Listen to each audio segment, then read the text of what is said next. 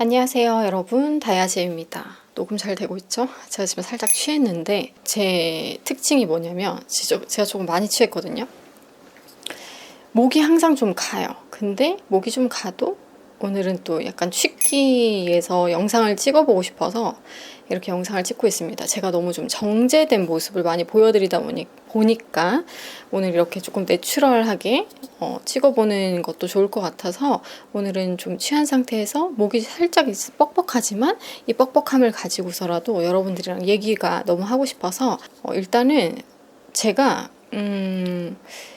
한 번도 그 50kg가 이렇게 넘어가서 오랜 시간 있어 본 적이 없어요. 근데 확실히 30대는 다르더라고요. 30대가 되니까 의지도 많이 약해지고 평생을 마른 몸으로 살았었는데 그리고 한 49, 50 이렇게 해도 몸이 되게 예뻤단 말이에요. 저는 이렇게 체형이 좀 그래도 이렇게 예쁘다라는 말을 굉장히 많이 듣는 그런 체형임에도 불구하고 20대 때의 49, 50의 그 느낌이랑 30대 때 49, 50의 느낌이 너무 다른 거예요.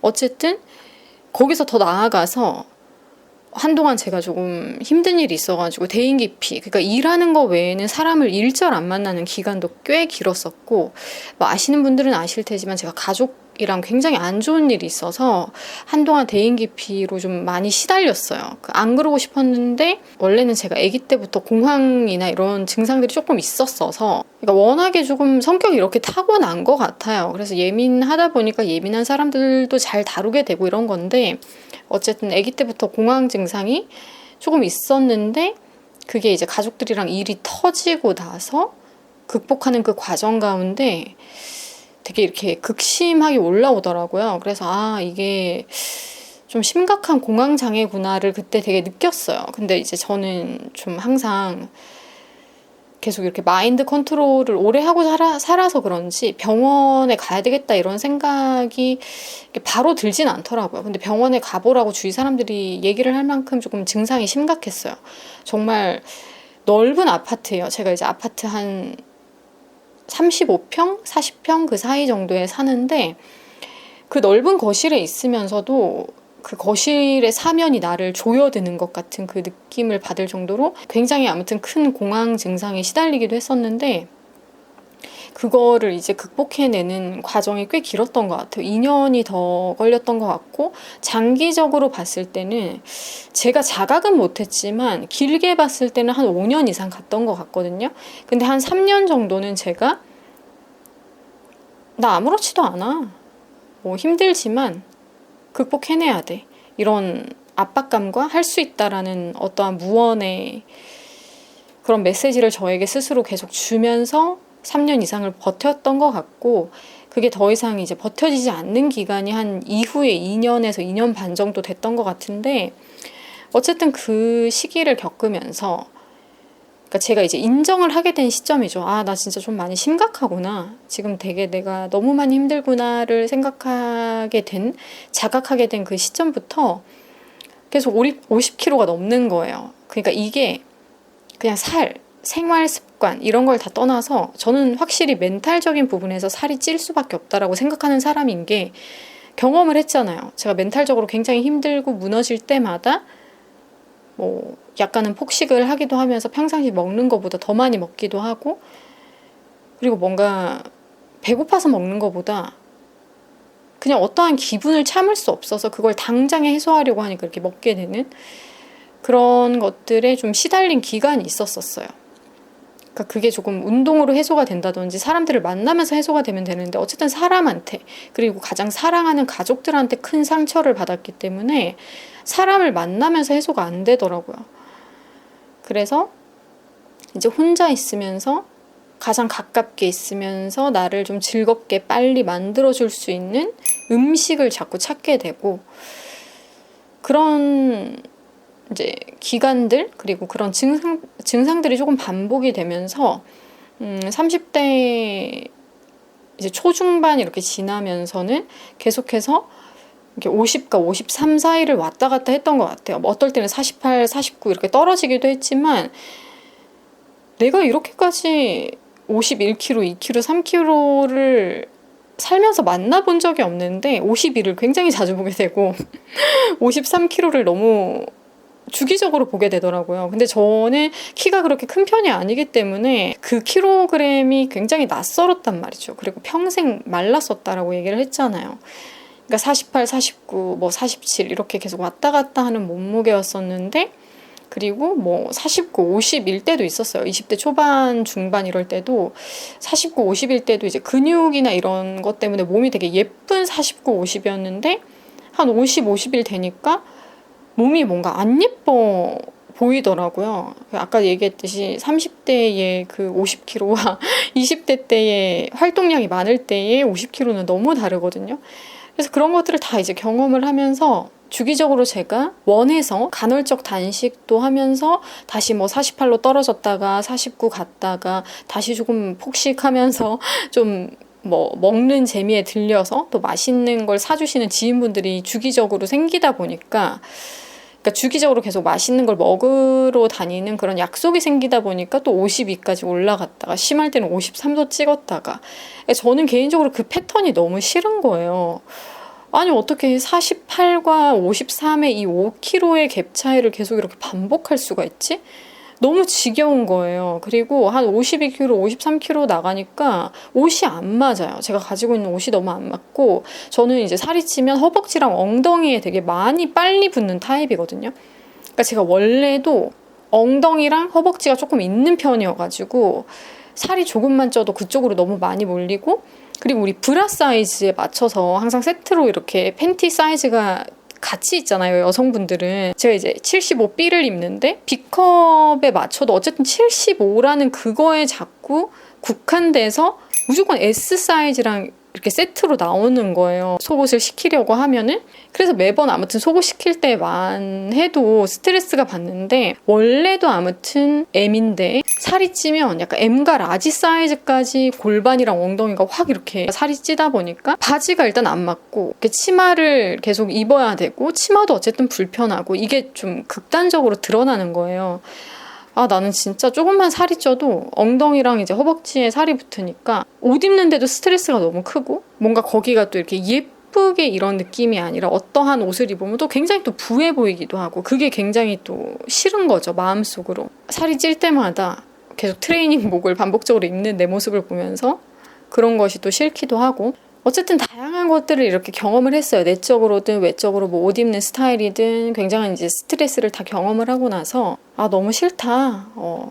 나는 안정값, 고정값에 있고 싶다라는 그런 마인드가 좀 되게 확고해졌어요. 제가 이 꼴을 다 보면서. 그래서 지금 제가 거의 2달 사이에 몇 킬로가 빠졌지? 7kg가 빠졌는데요. 그러니까 극단적으로 이제 53에서 이제 46까지 떨어지는 이 과정을 보면은 2달 만에 뭐 7kg면 많이 뺐다라고 볼 수 있죠. 그리고 제가 뭐 혹사를 시키면서 뺀 게 아니니까 여러분들에게 또 해드릴 얘기가 충분히 있을 것 같아서 지금부터 제가 어떤 식으로 자연스럽게 이 7kg가 빠지게 됐는지를 얘기를 해보자면, 그리고 좀 술에 취한 김에 좀 편안하게 이제 팩트 폭격으로 한번 얘기를 해보자면, 어쨌든 내가 많이 먹은 건 맞아요. 내가 소화할 수 없는 양까지 먹은 게 맞단 말이에요. 그리고 그게 멘탈적으로 온 것도 맞고. 그러니까 어느 순간 그게 좀 지겨운 거죠. 내가 언제까지 이렇게 살 거지? 2년 반을 그렇게 왔다 갔다 하면서 보낸 것 같은데, 그리고 저는 개인적으로 이렇게 고무줄 몸매라는 게 별로 저는 싫어요. 그리고 내가 그렇게 굉장히 큰 갭 차이를 가지고 있는 사람인 것 자체가 좋지 않아요. 제가 그런 사람인 게 싫어요. 그래서 좀 그런 자체에 질려버린 거에 의해서도 변화가 좀 쉽게 찾아온 게 아닌가. 일단 그거를 내가 받아들일 수 있다라는 거, 내가 이해가 된다라는 거는 둘째 치고서, 내가 힘들었으니까 이렇게 나를 좀 보듬어 주는 것도 중요한데, 어쨌든 이런 체질적으로 나에게 허용 범위를 너무 크게 주다 보면 매번 이렇게 드라마틱하게 왔다 갔다 해야 되거든요. 연예인 중에서 에스파의 카리나 씨가 고무줄 몸매로 되게 유명하다고 하더라고요. 대식가로 유명하기도 하고, 라면을 뭐 2개인가 3개를 끓여 먹는다라고 했는데, 그래서 또 드라마틱하게 운동을 많이 하면서 빼고 이런다고 얘기를 들은 적이 있는데, 저는 좀 그렇게 하드하게 드라마틱하게 뭔가를 하고 싶지 않습니다. 그리고 저는 이제 나이가 있으니까 그렇게까지 해서 뭔가 혹사를 하면서 다시 또 다이어트를 하고 살을 빼고 이런 거를 원치 않습니다. 그래서 굉장히 이제 좀 스무스하고 더 체질적으로 습관적으로 나를 교정하자라는 생각을 질려서 하게 됐어요. 내가 언제까지 이렇게 힘든 생각만 계속 가지고 있어야 될까? 가족들이 나한테 굉장히 힘든 시련을 안겨줬지만 거기에 계속 잠식되어 있기는 싫은 거예요. 물론 지금도 마음이 뭐 100% 회복됐다 이렇게 얘기는 못하지만 내가 왜 계속 그런 상태의 그 감정들을 계속 곱씹으면서 가끔씩 이렇게 미친 짓 하듯이 많이 먹고 근데 왜 그래야 되지? 난 동물이 아니야. 난 인간이야. 그리고 난 평상시에 오랫동안 절제를 하면서 살아온 사람이야. 난 그런 사람이야. 다시 한 번 더 이렇게 조금 내가 어떤 사람인지에 대해서 좀 강하게 생각을 하고요. 지금 잠깐만요, 여러분. 제가 잘해왔던 모습들도 있잖아요. 남들보다 훨씬 더 나를 잘 컨트롤하면서 절제해왔던 그 기간들도 있잖아요. 그러니까 다시 한 번 더 그때의 나를 상기를 확 시킨 거죠. 지금의 내 모습이 평상시의 내 모습이 아니야. 평균값의 내가 아니야. 라는 그 상기를 확 시키면서 나도 꽤 괜찮은 사람이야. 나 한다면 하는 사람이거든. 그러니까 이거를 확 깨운 거죠. 그래봤던 경험이 있으니까 가능한 거예요. 그런 경험이 없어요. 저는 한다면 지금이 바로 그럴 때입니다, 여러분. 한 번은 인생에서 내가 봐도 내가 멋있는 순간을 만들어 놔야 돼요. 그래서 그거를 언제라도 힘들 때마다 꺼내 쓸 수 있어야 되고 상기해서 나 이렇게 멋있는 완전 졸라 멋있는 여자야. 이럴 때가 있어야 된단 말이에요, 여러분. 나 그렇게 졸라 멋있는 여자란 말이야. 이렇게 생각드는 때를 만들어 놔야지 내가 진짜 무너지고 계속해서 반복적으로 실수하고 컨트롤이 안 될 때도 이렇게 딱 하는 때가 생겨요. 그러니까 그거를 위해서 당장이라도 멋있는 순간을 상기시키든 만들어 보든 해야 된다라는 거예요. 언제든 이게 필요하니까. 저는 제가 가장 멋있었을 때 제가 모든 걸 컨트롤하고 남자 없이도 잘 살고 술 없이도 잘 살고 너무너무 멋졌던 모든 것을 내 손 안에서 컨트롤할 수 있었던 그 시기에 나를 딱 꺼내서 상기를 강하게 시키면서 그래 나 그 정도로 굉장히 멋있는 여자야 이렇게 하면서 이런 거를 이렇게 극복을 좀 했던 것 같아요. 그래서 막 식욕이 많이 올라와도 할 수 있지. 이 정도 컨트롤 할 수 있지. 배고프지만 나 안 먹을 수 있어. 한 끼 굶는다고 죽지 않아. 약간 이런 거 있죠, 여러분. 안 죽어. 지금 이거 한 끼 놓친다고 안 먹는다고 안 죽어. 오늘 너무 운동을 하드하게 하는 것 같은데 오늘 운동 하나 하고 2개까지 한다고? 안 죽어. 난 지금 더 졸라 멋있어지고 있는 중이야. 안 죽어. 이런 생각을 좀 하면서 좀 평상시에 한동안 누적됐던 그런 잘못된 습관에서 좀 많이 벗어난 행동들을 또 오랜만에 해보면서 희열을 느끼는 거죠. 그 희열에서 또 도파민이 나오면서 뭔가 짜릿함이 솟으면서 나 진짜 내가 봐도 멋있어. 이런 순간을 그 순간에 한 번 더 점을 찍어 놓는 거예요, 여러분. 되게 중요해요. 이렇게 점을 계속 찍어 버릇하는 거. 어떨 때는 강하게, 어떨 때는 좀 약하게라도 한 번씩 이렇게 점을 꽉꽉 찍어 놓으면 그 순간의 인상이 굉장히 진하게 남아서 내가 힘들 때마다 그 아이덴티티가 튀어나와서 나를 도와준단 말이에요. 이런 게 되게 중요한 것 같아요. 그래서 어쩔 때는 좀 도취가 있더라도 나르시시스트 같더라도 이런 지점을 인생에서 꾹꾹 한 번씩은 만들어 놔야지 그때의 내가 일어나서 넌 할 수 있다. 넌 할 수 있어. 라고 얘기해주는 순간이 생긴다라는 거죠.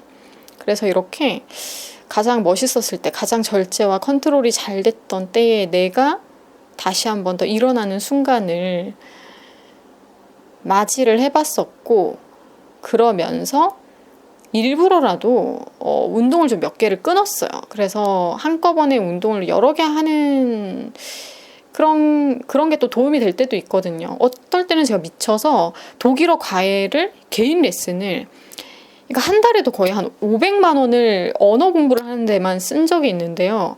내가 너무 막 미치겠으니까 가족들 때문에 이제 힘들었을 때 독일어 개인 과외를 2개를 하고 일주일에, 그리고 영어 과외를 3개를 했어요, 여러분. 그리고 프랑스어 과외까지 했거든요. 그러니까 한 달에 막 그냥 교육비로만 500만 원이 쭉쭉 빠지는 거예요. 대학원 다니는 것도 아닌데. 근데 제가 그때 또 대학원까지 다니고 있었으니까 뭐 그냥 교육비로 돈이 쭉쭉쭉쭉 좀 막 물 새듯이 새는 거죠. 근데 어쨌든 언어 공부라는 것도 엉덩이를 붙이고 앉아 있는 거잖아요. 그러니까 이왕이면 이럴 때는 좀 육체적으로 나를 소진시키는 게 좋아요. 그 연예인 정유미 씨 있잖아요. 굉장히 꽉 말랐단 말이에요. 그분이 뭐라고 했냐면 제가 46, 47kg면 숨이 차요. 이렇게 얘기를 했단 말이죠.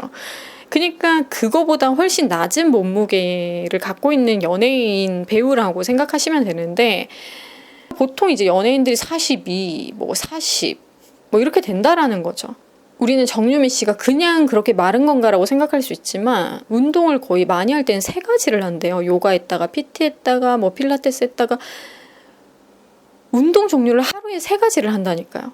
그러니까 그냥 마른 거는 없어요, 여러분. 적게 먹던지 활동량이 엄청 많던지 기초대사량이 높은 습관을 가지고 있던지 아기 때부터 그게 누적이 됐던지.